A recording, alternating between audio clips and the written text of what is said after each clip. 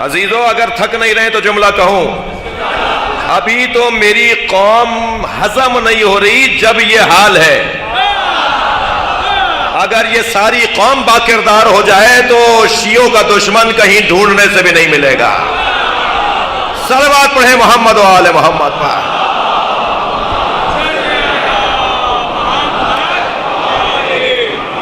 توجہ ہے. ہم نے تو امام بارگاہ علیحدہ بنائے ہوئے ہیں جی، ہم نے تو مسجدیں علیحدہ بنائی ہوئی ہیں. ہم مسجدوں میں مجلس نہیں کرتے، اس لیے کہ وہاں شرعی احکامات پر عمل کرنا پڑے گا. ہندو نہیں آ سکتا، یہودی نہیں آ سکتا، عیسائی نہیں آ سکتا. توجہ ہے. وہ کل اگر قیامت میں ہندو نے شکایت کر دی کہ یا اللہ میں دین سمجھنے گیا تھا،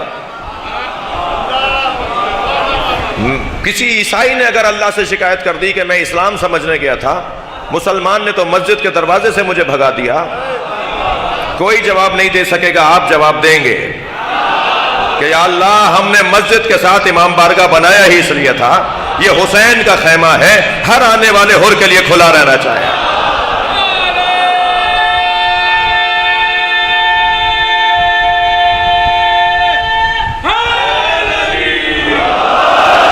عزیزان گرامی، وسعت قلبی، سینہ بڑا کیجئے، دل بڑا کیجئے، ذہن کو وسیع کرنے کی ضرورت ہے.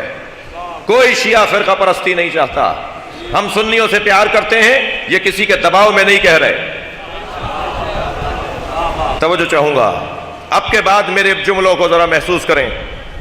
ریکارڈ کرنے والے اور نوٹ کرنے والے ان جملوں کو نوٹ کریں. پاکستان کے اندر مکتب تشیع، اثنا عشریہ، فقہ جعفریہ پر عمل کرنے والی قوم کسی بیرونی، داخلی، مالی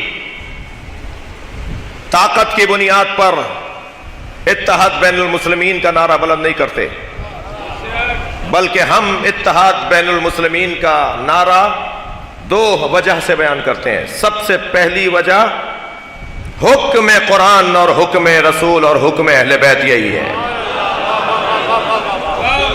ہم دینی فریضہ، ہم قومی فریضہ سمجھتے ہوئے اتحاد بین المسلمین کا نعرہ لگاتے ہیں، اور نعرہ ہی نہیں لگاتے، عمل کرتے ہیں.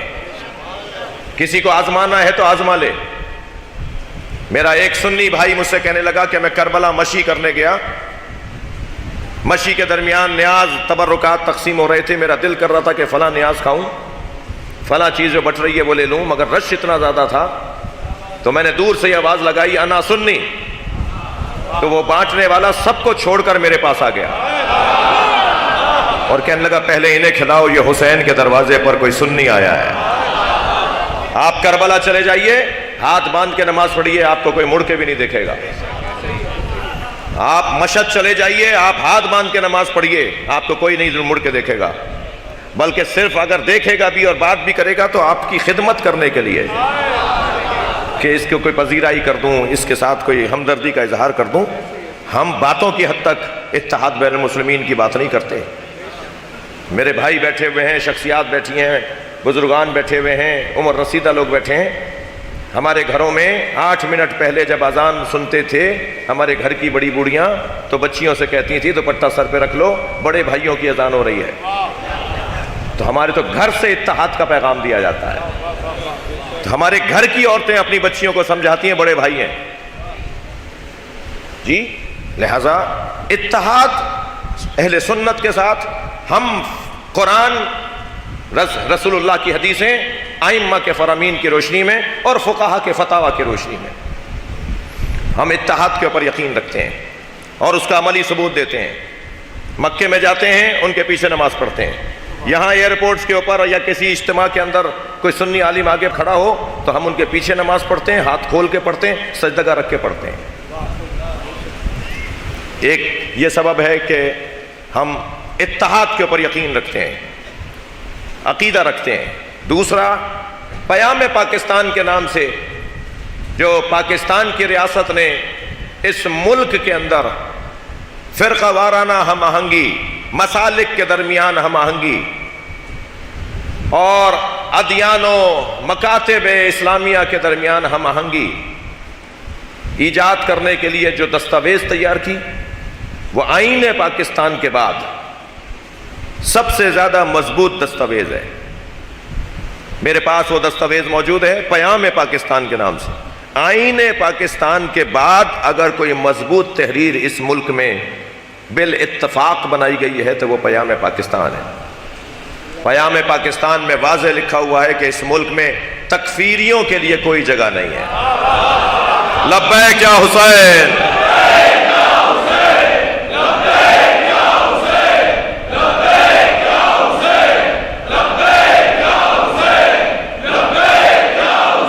بلندتر صلوات پڑھیں گے محمد و آل محمد۔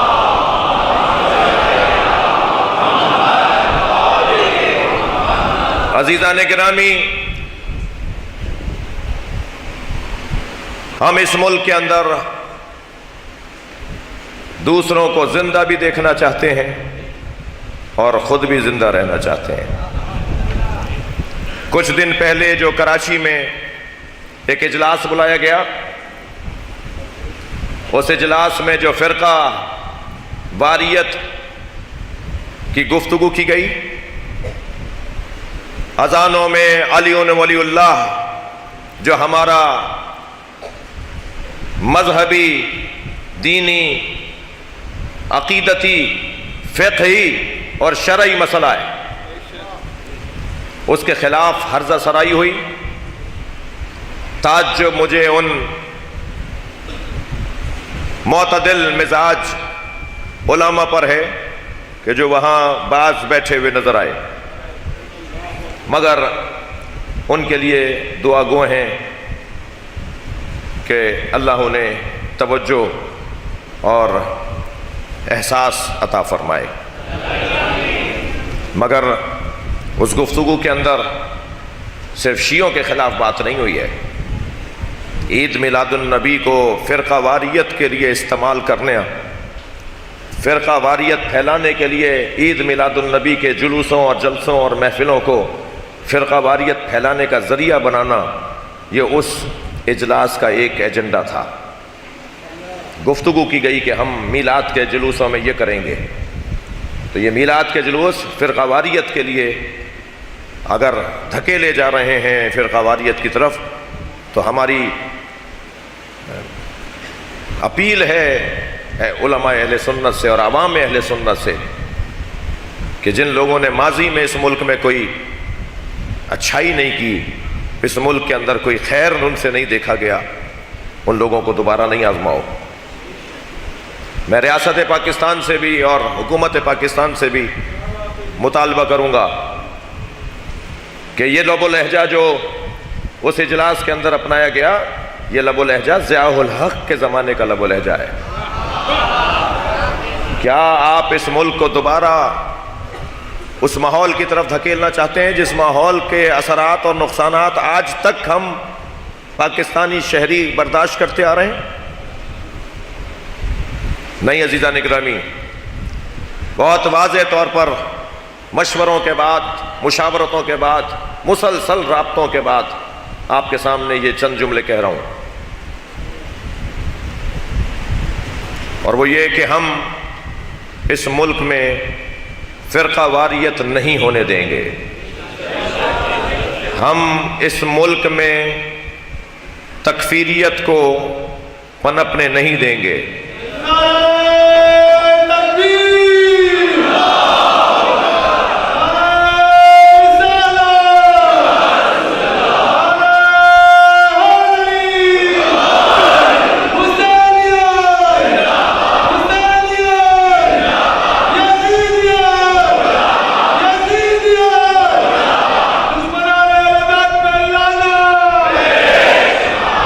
اس ملک کو کسی طور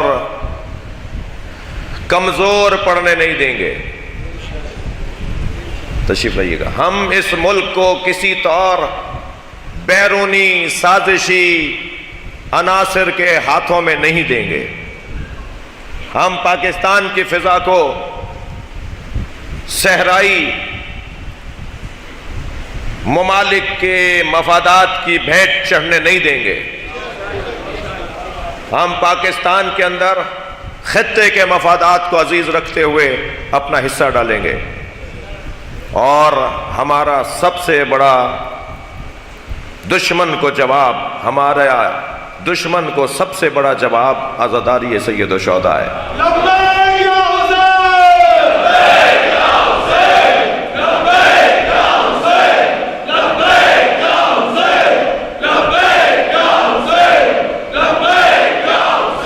بلند تر صلوات پڑھیں۔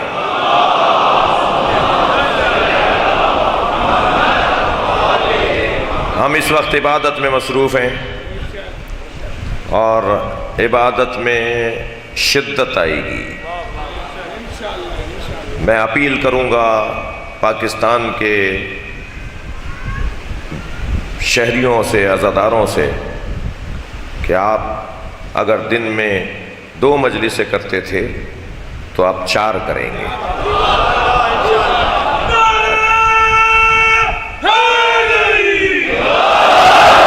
اگر آپ جلوس اضحیٰ میں آدھے رستے سے واپس آ جاتے تھے تو اب آپ جلوس پورا کریں گے۔ خاص طور پر چہلم کے جلوس کا ریکارڈ توڑنے کے لیے ہم پیدا ہی نہیں ہوئے، ہم ریکارڈ بنانے کے لیے پیدا ہوئے ہیں۔